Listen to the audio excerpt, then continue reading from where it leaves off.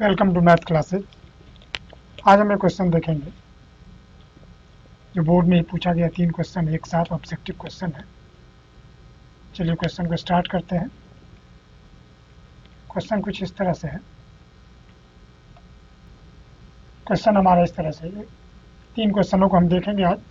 पहला क्वेश्चन, एक राशि साधारण ब्याज के दर से 18 वर्षों में 3 गुनी हो जाती है, प्रति वर्ष ब्याज की दर क्या है।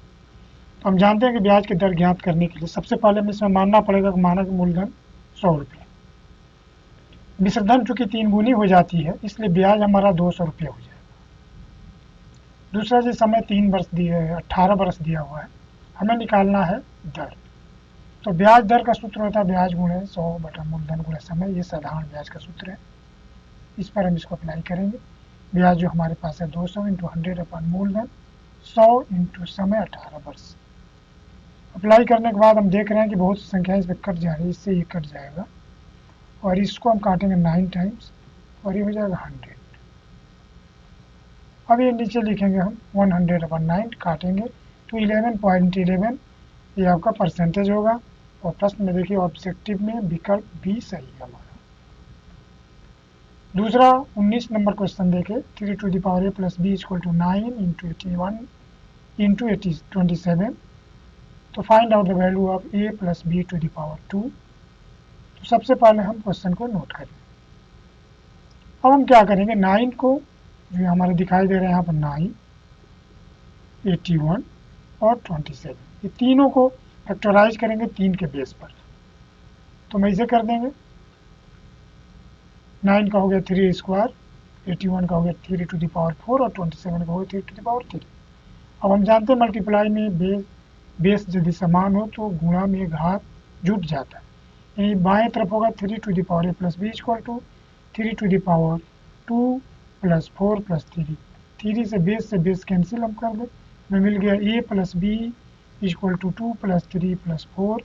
a प्लस बी का होल स्क्वायर 2 3 4, 2 और 3 जोड़ेंगे 5 प्लस 4 9, 9 के स्क्वायर यानी a to the power b whole square equal to 81। 81 इसमें सही है, यानी फिर 19 का बी नंबर ऑब्जेक्टिव सही है। तीसरा क्वेश्चन देखें। पिता की आयु पुत्र की आयु के अंतर, वर्तमान आयु के अंतर 20 वर्ष है। 5 वर्ष पश्चात उनकी आयु का अनुपात 2:1 है। तो पुत्र की वर्तमान आयु बताएं। चलिए इस प्रश्न को हम देखें। इसमें माना कि पिता की उम्र x हो जाएगा, पुत्र की उम्र y मानेंगे, दोनों में अंतर है 20। तो समीकरण हमारा बनेगा x minus y equal to 20। समीकरण 1 हो।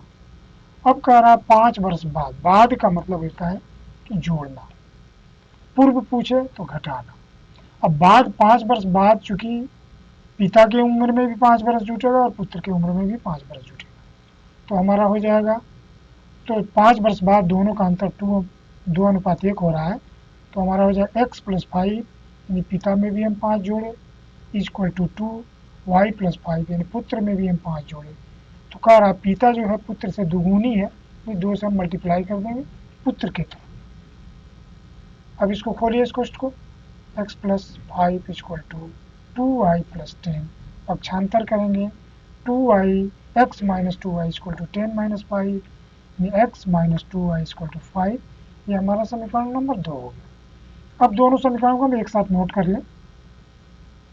इन दोनों समीकरण में हम देख रहे हैं x दोनों में इक्वल है, तो x को हम काट सकते हैं आसानी से। तो कैसे कटेगा, घटाने पर ये होगा, ये माइनस हो जाएगा, यहाँ प्लस होगा, यहाँ माइनस हो जाएगा, ये कट जाएगा और ये प्लस में से माइनस घटेगा तो y इक्वल टू ये 20 में से 5 घटेगा तो 15, यानी y इक्वल टू 15 हमारा आंसर आ गया, क्योंकि हमें पुत्र का ही पूछ रहा है और इसका भी संयोग से आंसर बी ही होगा।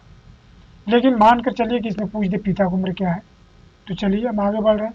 y का मान किसी एक समीकरण में डालने, एक में ही रखें, तो y की जगह 15 डाल दिए। अब 15 को माइनस में पक्षांतर करके लाएंगे तो x इक्वल टू हो जाएगा 20 प्लस 15 यानी x इक्वल टू 35, यानी पिता का जो उम्र होगा वह 35 ईयर्स होगा। धन्यवाद। यदि वीडियो ये आपको अच्छी लगी तो कृपया लाइक और शेयर करें, और यदि आप इस चैनल पर नए हो तो सब्सक्राइब करें तथा बेल आइकन को प्रेस करें ताकि नोटिफिकेशन आपको मिल जाए।